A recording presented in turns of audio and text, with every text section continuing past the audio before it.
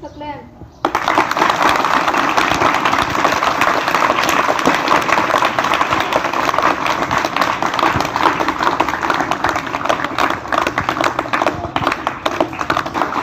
Second position, gas करें कौन होगा?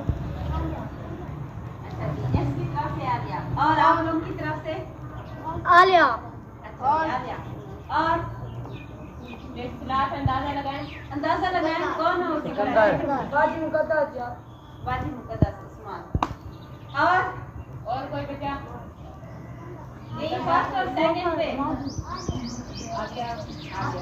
आलिया। सेकंड पोजीशन ली है मुकद्दस जरूर से।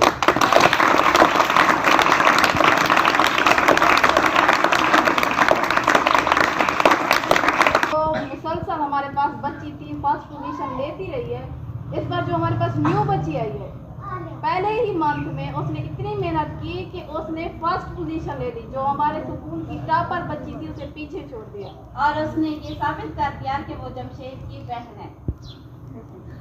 इस तरह से जमशेद ने 1 महीने के बाद क्लास को पीछे छोड़ दिया था और क्लास में फर्स्ट पोजीशन आया था, रिकॉर्ड कायम किया है और अभी तक ही फर्स्ट है।